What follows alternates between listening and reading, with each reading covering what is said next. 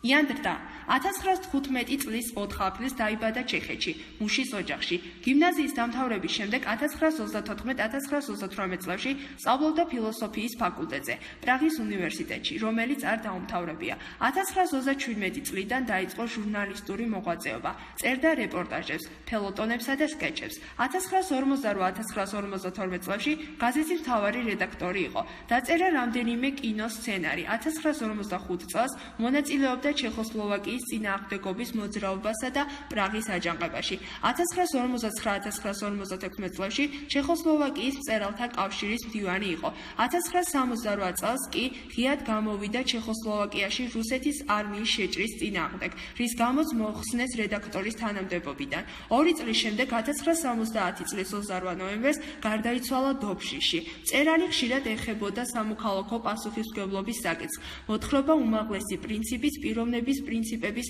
დასვასა და ღირსების საკითხებს ეხება. ექსტრემალურ ვითარებაში, როცა ჩეხოსლოვაკიაში გერმანელი ნაცისტები ბატონობდნენ. უმაღლესი პრინციპი. ულაზათო, ცუდად დაუთოებული კოსტიუმი პროვინციაში შეკერილს ჰგავდა. პირსახე ნაყვავილარი ჰქონდა. კლასიკოსთა გვერდებს ისე ახტაცებით უკითხავდა მოწაფეებს, რომ თავისი მრავლვარე ხმაც კი აღარ ესმოდა და დიახაც სასაცილო ჩანდა. გარეგნობის მიხედვით ადვილი იყო მისთვის 1000-ნაირი მეტსახელის შერქმევა, მაგრამ ამ სკოლაში ისევე მონათლეს, როგორც სხვა სკოლებში. იგი ხომ 20 წელია მასწავლებლობდა. 2-3 დღის შემდეგ, როცა მოწაფეებმა ლათინური და ბერძნული ენის გაკვეთილებზე მისი მაღალფარდოვანი საუბარი მოისმინეს, მაშინვე უმაღლესი პრინციპი უწოდეს. ისე რომ სულ მოკლე ხანში ზედმეტმა სახელმა მისი ნამდვილი სახელი ყოველას დაავიწყა. უნდა იყოთ უმაღლესი ზნეობრივი პრინციპის მქონე. მოწაფეები და მაშინ აღარ იკადრებთ ისეთ საცილო და უღირს საქციელს, როგორიც არის თქვათ ამხანაგებისაგან გადაწერა. ეუბნებოდა მოწაფეებს, როცა თავდახრილი ლათინური ენის ლურჯყდიან საკლასო როულებს ასწორებდა. უკანასკნელ ხანებში გულდასმით მუშაობდა და ხვეწდა ბოლო გაკვეთილის ყველა წინადადებას. ამ გაკვეთილი დამთავრებდა მე-7 კლასის პროგრამას და ისე იყო გატაცებული, რომ რაც არ უნდა მომხდარიყო ქვეყანაზე, ვერას გაიგონებდა და არც მის გულს გაეკარებოდა რა. სწორედ იმ დროს, როცა თავისი გამხდარი მუდამელნით გასვლილი საჩვენებელი თითი მაღლა ასწია, ჩოული რიხით განაცხადა, აბა კანახს ვიწყებო, ვიღაცამ დააკაკუნა. მერე კარი სწრაფად გაიღო და სკოლის დირექტორი შემოვიდა. კარს ზურგით მიეყნოდა, თითქოს ყელში ბურთი გასჩრიაო. ერთხანს ხმავე რა მოიღო, ეს კი მოწაფეებს ხელით აღანიშნა, ანუ ადგენითო. სპარსტელები ჩურპონელებიდან მოვიჩქარი. წარჩურჩულა მე-7 კლასელმა რიშანეკმა გვერდით მჯომ მოუჩკას და ოხუნჯიორჯებით შეეცადა მიეჩქმალა მღელვარება. ანდაზეულად რომ დაეუფლა, მაგრამ გაბძრებულმა მოუჩკა მოეცრა წინდა გრძნობით შესფოთებულმა ყურიც არ ათხოვა. მელანში კალამი ჩააწოდა, ასევე უმიზნოდ დადო როულის ყდაზე. კალმისტარი ჩამოაგორა და სუფთა როულზე შავი ნაკვალევი დატოვა. ჰაველკა მიუჩკა რიშანეკ მომყევით. გაისმა მღელვარებისაგან ჩახლინწული დირექტორის ხმა. საკანახოდ მომზადებული მასწავლებელი შემართლელი თვითონ რომ გაკვირვებისაგან ჰაერში გაშეშებოდა მყის შეესიყვა. ბატონო დირექტორო, სწორედ ახლა ვიწყებთ წერას, ასე რომ თანახმად უმაღლეს პრინციპს და მეტადრე თუ ეგ მოწაფეები არ დაესწრებიან. მე-7 კლასს ბაშად გაახსენდა წინაღამით წყლის პირას გაფეთრებული რომ კამათობდნენ. მთელ კლასში ყველაზე ენა ჭატალა რიშენკელმა ხმამაღლა წაილაპარაკა. უთუად რაღაცას გვიხიმანკლეს. დირექტორი კლასში ვეღარ გაჩერდა. დერეფანში სწრაფად გავიდა. უმაღლესი პრინციპი კი ფრიად შეწუხდა, რომ სწორედ ეს მისი სამი საუკეთესო მოწაფე გაკვეთილს ვერ დაესწრებოდა. არადა მთელი იმათზე ამყარებდა. ბავშვური ცნობის მოყვარეობით ელოდა ლათინურს როგორ დაწერდნენ. იგი არელებული გაჰყვა დირექტორს უკან. მე-7 კლასის მოწაფეები ჰავლეკა, მოუჩკა და რიშანიკი, როგორც კი მიუახლოვდნენ კარს, იმ წამსვე მიხვდნენ, რაც მოელოდათ.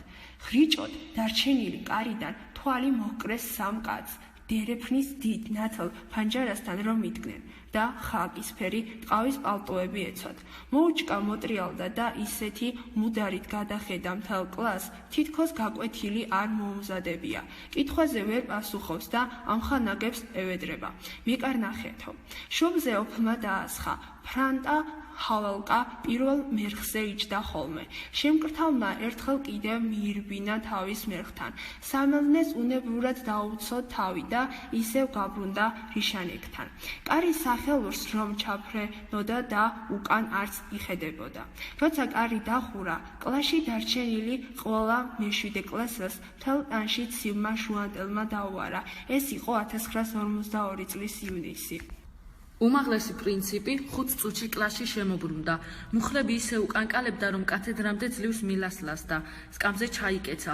ფართო წინ წამოწეული შუბლზე გამხმარი თითები შემოიჭირა და უჩვეულოდ ბავშვით შესაბრალისი ხმით წაილაპარაკა. ეს რა გავიგონე, ეს რა მესმის. მერე ისე მოიკბინა ხონე. ავიწინათ ხსნობით გაქვავებულმა მოწაფეებს გადახედა და ბლუკუნით წარმოთქვა. თქვენი თანაკლასელები დააპატიმრეს. ეს უაზრობაა, გაუგებრობა, ჩემო მოწაფეებო.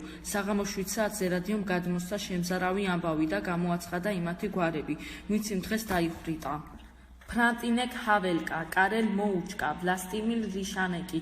ისინი თურმე ჰეიდრიხის მკვლელობას უთანაგრძნობდნენ. მასწავლებლები 7 საათში თუმრად შეიკრიბნენ. სამასწავლებლოში ივნისის მზის სხივები ეცემოდა მაგიდას და ოქროთთა დაბწყნებდა მტვერს. თავზარდაცემული 20 ადამიანი კი მზით გაჩახჩახებულ ოთახში ისე დაბორიალობდა, როგორც უკუნეთ ღამეში. რაც მეტი გროვდებოდნენ, მით უფრო გრძნობდნენ თავიანთ უძლურებას. ჩეხური ენის მასწავლებელ კულტერნი, შავთმიანი ყმაწვილი, მუდამ შუბლშეკრული 28 ოქტომბრისადმი მისვლილი პატრიოტულ ლექსებს რომს წერდა, ახლა ფანჯრების გასწვრივ ბოთლას სცემდა და მზის სხივებს ძალაუნებურად ეღონებოდა. უცებ მას სკამს წაავლო ხელი. ფანჯრებისკენ ზურგშებრუნებულმა გაჩერდა და სკამის საზურგეს ისე ჩაეფხა უჭა, თითქოს იმაზრის დასაყრდენს ეძებდა. თავში რომ დაიბადა, ოთახში სიარულის დროს. ესეც თქვენი მასარიკელების წყალობით მოხდა.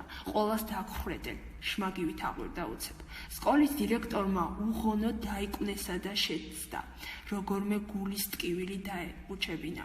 დანარჩენები უხმოდ იდგნენ, თითქოს სიკვდილი უკვე მიუსჯიათო. მხოლოდ ისტორიის მასწავლებელმა სქელტუჩა ქვეშ-ქვეშა კაცმა ჩანთიდან 4-ხად გაკეცილი ქაღალდი ამოიღო. მაგიდაზე დადოდა მისთვის ჩვეული მოთაფლული კოლოთი. შიშმაც რომ ვერ მოაშლევინა დაიწყო. ბატონო კოლეგებო, ზედმეტად არ მიმაჩნია დაუყოვნებლი გამოთქვათ ჩვენი გულწრფელი ერთგულება და სახელმწიფო დივანსა და ბატონ მინისტრ მორაგუც ჩვენი აზრი მოახსენოთ.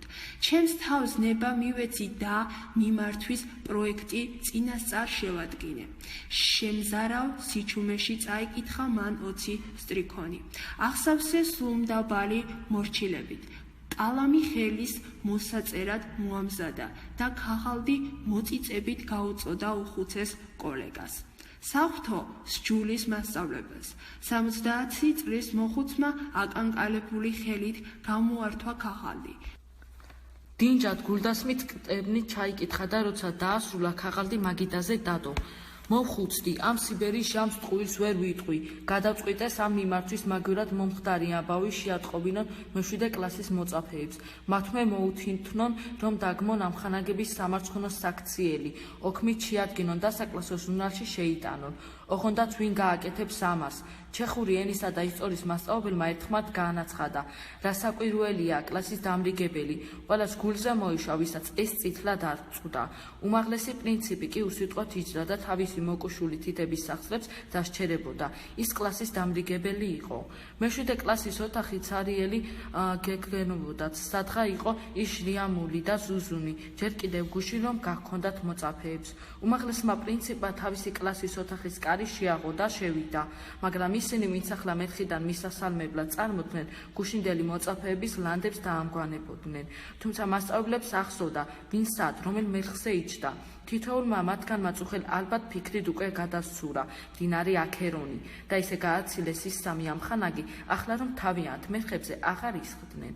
ისინი ანგარის შეუმცლად დაეშვნენ მერხზე, როგორც კი მასწავლებელი კათედრას მიუჯდა. ეს უკვე კლასი აღარ იყო, არც კოლექტივი, ყველა საკუთარი იჯდა თავისი შიშისა და სიძულვილის კანჭებში მოქცეული. მოწაფენო, თქვა მაგრამ პირველი სიტყვისთანავე ხმა უკანკალდა, სუთქვა შეეკრა, ფეხზე წამოდგა, რომ თავისუფლად ამოესუდგა. რა ხანია ცოლი აღარ ჰყავდა და დაჭვი. დაჭმუჭნული ტანსაცმელი ეცვა. შავალი მუხლის თავებზე ამობერულოდა. მოწაფენო, ამოლაპარაკა მეორედ და იგრძნო, რომ საყელო უჭერდა. პედაგოგიურმა საბჭომ დამავალა, რომ გუშინდელი სამწუხარო ამბავი განგიმარტოთ.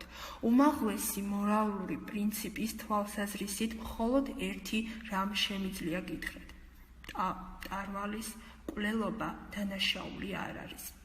ესა თქვა თუ არა, გულზე მოეშვა. დაბნეულობას აღარ გრძნობდა, უჩვეულო სიცხადით ხედავდა ახლა ყველა მათგანს. მათ ხომ მეხუთე კლასიდან ხელმძღვანელობდა. ისინიც თვალებში მისჩერებოდნენ. მათ შორის იყვნენ მიმამიდი, ჯიუდი, მარჯვენი, კეთილსინდისიერი და წყნარი ბიჭები, აგრეთვე გონებაჩლუნგებიც და გაიძვერებიც, მოზეპირენელიც და ზარმაცებიც. იქნებ მათ შორის ისიც იყო, ვინც გასცა რიშანეკი, იქნებ უბრალო დავამ გაუგებრობამ, ფარუნვას იძულვილმა კიდემ სხვა საშინელი შედეგიც გამოიღოს, მაგრამ შეიძლება კი რომელიმე მათგანს პირში ტყუილი უთხრას, უსაძღო სურვილმა შეიპყრო, სწორედ ამ ყვაწვილებისათვის ეთქვა ის, რაც გულში უდუღდა. საკვირველი იყო, რომ დალითვე ბედსაბჭოზე ხმა არ ამოიღო. ახლა კი გაწყვიტა, რადაც არ უნდა დაჯდომოდა, მათთვის სიმართლე გაემხილა. ჰოდა თავის კლასს მშვიდად წყნარა და ხმადაბლა გაუზიარა ყოველივე და თავისი თავით სავსებით მათ მიანდო. ჰეიდრიხის მკვლელობამაც მეც მართებულად მიმაჩნია. იგრძნო, ამით ყველაფერი იყო ნათქვამი. კათედრისაკენ მიტრიალდა, დაჯდა და საკლასო ჟურნალში იწყო ჩაწერა. მაგრამ ჯერ ქაღალდს კალამი არ შეხებოდა, რომ მერხებიდან ნაცნობი ხმაური მოესმა. უმაღლესმა პრინციპმა თავი მაღლა ასწია და კლასს გახედა. მის წინ თვალაწეული, თვალებ გაბრწყინებული და ჯარისკაცივით გაჭიმული 20 მოწაფე იდგა.